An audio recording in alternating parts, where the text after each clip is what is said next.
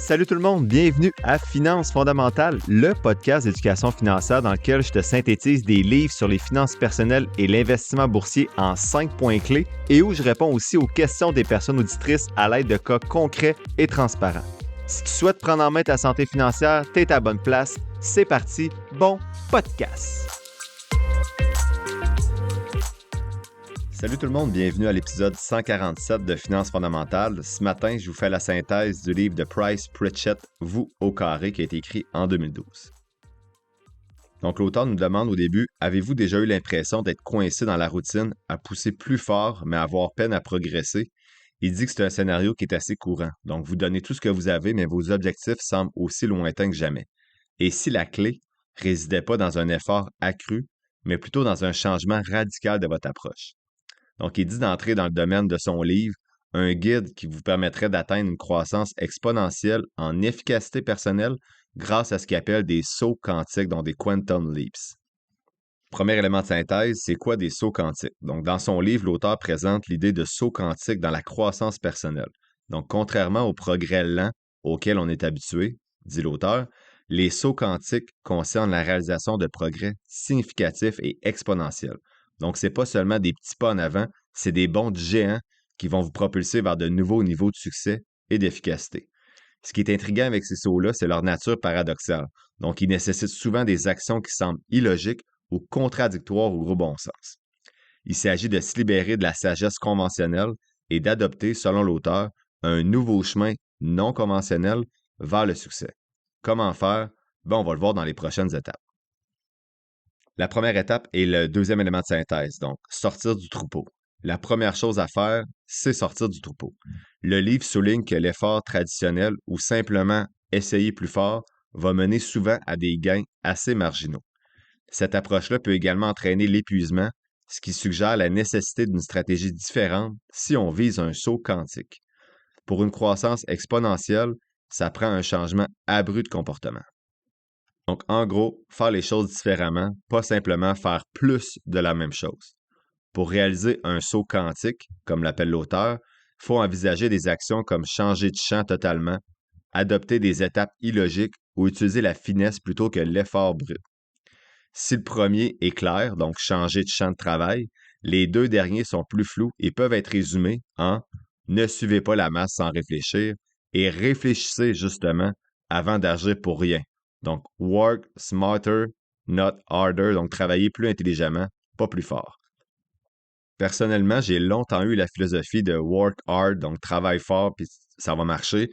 J'ai un exemple, là, quand je commençais à sortir avec ma blonde, ça fait quoi, 16-17 ans, là. J'allais bûcher du bois avec mon beau-père, là, avec le père à ma blonde.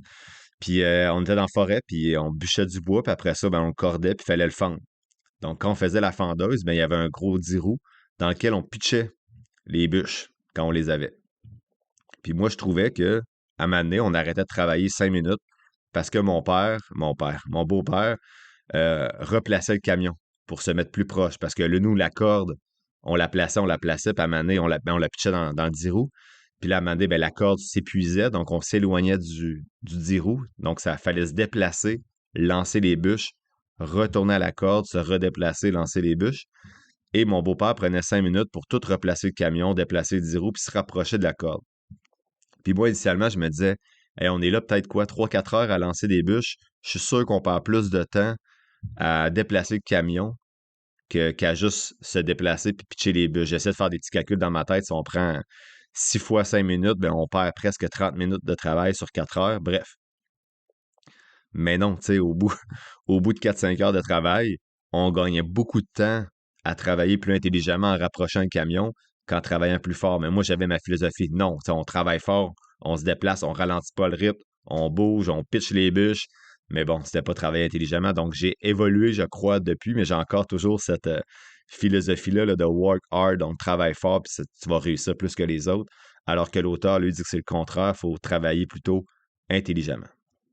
Donc, tout ça, ça implique de regarder au-delà de ce qui est traditionnellement accepté, puis de trouver des nouveaux chemins vers vos objectifs. Donc, il donne des exemples de comportements non conventionnels qui ont fonctionné. Donc, son premier exemple, c'est Google puis la liberté des employés. Donc, il mentionne que Google est connu pour encourager la créativité de ses employés en leur donnant une grande liberté. Bien que ça puisse sembler contre-intuitif pour certaines entreprises qui privilégient plutôt un contrôle strict, cette approche-là permet à Google de générer des idées innovantes puis de rester à la fine pointe de l'industrie technologique. Son deuxième exemple, c'est Tesla puis l'open source. Donc, Tesla, qui est dirigé par Elon Musk, a surpris l'industrie automobile en rendant publique une grande partie de sa technologie, notamment tous ses brevets sur les voitures électriques. Au lieu de garder des informations secrètes pour maintenir un avantage concurrentiel, Tesla a choisi de les partager avec d'autres entreprises pour encourager le développement des voitures électriques et promouvoir ainsi une transition plus rapide vers une mobilité plus durable. Ces deux exemples-là montrent comment il y a certaines entreprises qui adoptent des actions paradoxales qui défient les attentes conventionnelles pour obtenir des résultats remarquables. En s'écartant des chemins battus puis en embrassant des approches apparemment contradictoires, ben, il y a des entreprises qui ont stimulé l'innovation, qui ont renforcé la confiance des clients et qui ont créé un avantage concurrentiel plutôt, qui était distinctif. Si on ramène ça du point de vue du développement personnel, ça peut juste être d'accepter d'être soi-même et de ne plus faire les choses pour plaire au sens commun comme acheter une maison pour faire comme tout le monde, avoir une belle voiture comme tout le monde, voyager chaque année pour faire comme les autres même si on n'aime pas tant ça. Bref, être soi-même, ça amène au bonheur et le bonheur, c'est moins de dépenses qui s'éloignent de vos valeurs et objectifs réels. Je fais une petite pause pour vous parler de Christine Pelletier, qui est conseillère en sécurité financière et représentante en épargne collective chez GFM Groupe Financier. Je me rends compte avec tous mes accompagnements qu'il y a certaines personnes qui peuvent être intimidées par l'investissement autonome ou qui ont tout simplement pas la même passion que moi pour gérer leur placement. Si vous vous reconnaissez là-dedans, ben Christine pourrait être la personne pour vous accompagner. Avant de vous la référer, vous pouvez être sûr que j'ai fait tous les devoirs que je vous dis de faire avec les personnes qui vous accompagnent pour vos finances et je lui ai posé toutes les questions qu'on a vues jusqu'à maintenant sur le podcast. Christine est en plus une fidèle auditrice du podcast et c'est une vraie passionnée de finances. Elle utilise une approche personnalisée et ajuste son accompagnement selon vos besoins. Et plus beau dans tout ça, ben c'est qu'elle offre des FNB indiciels comme je vous suggère de le faire depuis le début du podcast. Elle peut aussi vous accompagner pour vos besoins d'assurance vie, d'invalidité et de maladies graves. Vous trouverez toutes les informations nécessaires pour la contacter dans la description de l'épisode.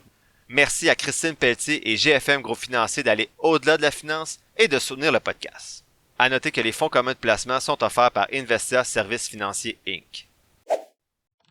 Deuxième élément de synthèse, troisième élément de synthèse plutôt, qui est la deuxième étape, c'est accepter le chaos. Donc, l'auteur parle de risque apparent versus risque caché. Alors que les risques des actions non conventionnelles sont apparents, les risques cachés de ne pas changer notre façon de faire peuvent être bien plus néfastes. Donc, en défiant les probabilités, vous pouvez réellement comprendre ce que vous êtes capable d'accomplir.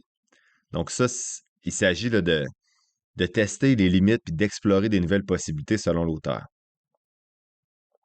Il faut interpréter les problèmes comme des signes de croissance. Les problèmes et les retards de performance doivent être vus comme des signes positifs selon l'auteur.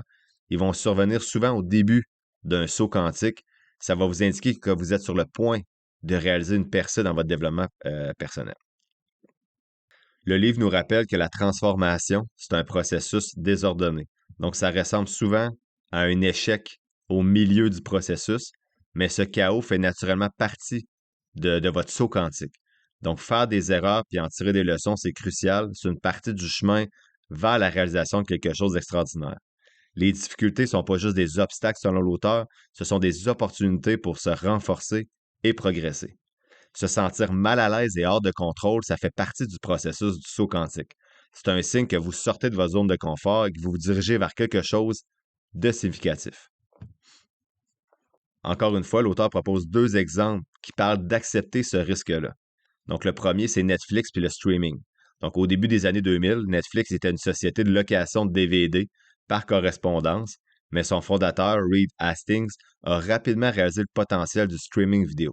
Donc, en décidant de s'éloigner du modèle de location de DVD, Netflix a pris le risque de perturber son propre modèle d'affaires commercial établi. Cependant, cette décision-là a finalement conduit à la domination de Netflix dans les dernières années dans l'industrie du streaming vidéo et à sa croissance exponentielle.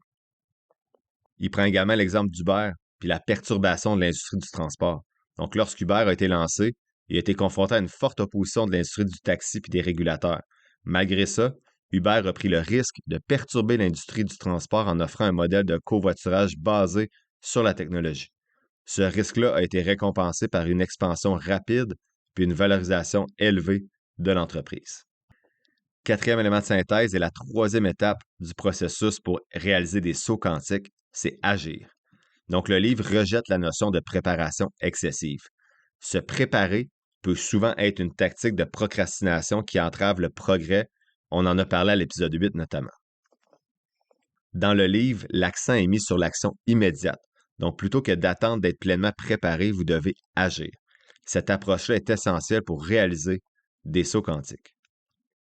Je suis un peu comme ça au travail, donc il faut que je réalise des articles scientifiques dans l'année. Puis souvent, j'ai des collègues qui écrivent des articles scientifiques puis qui vont revoir cet article-là 19 fois. Ils vont le relire, l'ajuster, l'envoyer à 2 personnes, prendre des commentaires, l'ajuster, le renvoyer aux 2 mêmes personnes, prendre des commentaires, l'ajuster, le renvoyer à une autre personne, prendre des commentaires, l'ajuster, puis ça finit jamais. Donc au travail, moi, j'écris mon article, je le fais lire par une personne, j'apporte des ajustements, puis j'envoie ça à l'éditeur en espérant que l'éditeur trouve que c'est publiable. Et si c'est le cas, il va me demander des modifications. De toute façon, je vais devoir les apporter.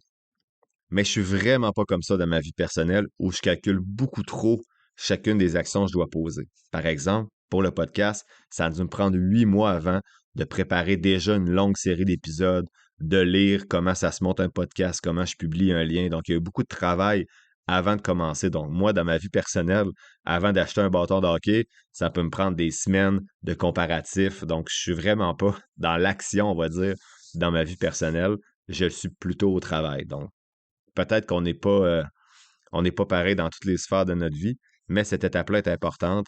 À m'amener, il faut avancer.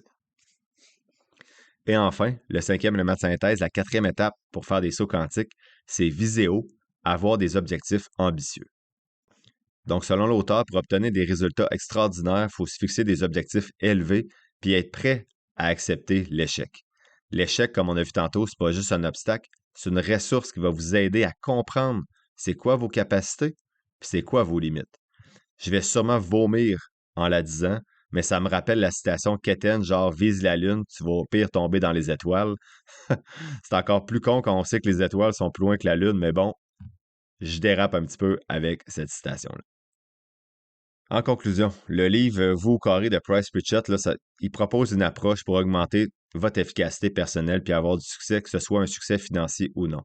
Les principales idées du livre, c'est faire des changements significatifs en pensant différemment des autres, en acceptant de vivre des difficultés pour avancer plus vite par la suite, en agissant puis en ayant des objectifs ambitieux. Donc, considérez où vous pouvez appliquer ces principes-là dans votre vie ou votre carrière. L'auteur dit se souvenir, il ne s'agit pas simplement d'essayer plus fort, il s'agit d'essayer différemment. Donc, je ne recommande pas ce livre-là, il est moins axé sur les finances et plus sur le développement personnel, qui pourrait être intéressant, mais le livre manque un peu d'exemples concrets. J'ai vraiment eu de la difficulté à le terminer, puis pour être honnête, j'ai survolé les derniers chapitres par manque d'intérêt. Donc, think outside the box et foncez, OK, mais pendant des centaines de pages, ça devient un peu redondant. Donc, ce que je retiens finalement de ce livre-là, c'est agir et ne pas se cacher dans la confortable phase de préparation pendant des semaines ou des années. La semaine prochaine, un sujet de discussion intéressant selon moi, que ça faisait longtemps que j'avais hâte d'enregistrer, le décaissement du REE que je vais tenter de vous démystifier. Et ce jeudi, je fais l'analyse de 3 autres actions, Alpha Metallurgical Resources, AMR, Texas Pacific Land Corporation, TPL, et Dorchester Minerals, DMLP. L'épisode tire à sa fin, j'espère que tu l'as apprécié. Si c'est le cas, je t'invite à le partager et à t'abonner au podcast, en plus de mettre quelques étoiles ou de le liker selon la plateforme sur laquelle tu m'écoutes. Tous les liens pour me soutenir sont quelque part dans la description de l'épisode. N'oublie pas que les informations communiquées dans le podcast sont dans un but strictement éducatif, ce ne sont pas des conseils financiers. Je t'invite à consulter un professionnel pour des conseils spécifiques à ta situation parce que je ne peux pas être tenu responsable de tes décisions financières. Comme je le dis depuis un petit bout, je ne suis pas un expert, prends donc pas ce que je dis pour du cash, fais toujours tes propres recherches. Sur ce, merci d'avoir passé un peu de temps avec moi aujourd'hui et on se voit dans le prochain épisode de Finances fondamentales.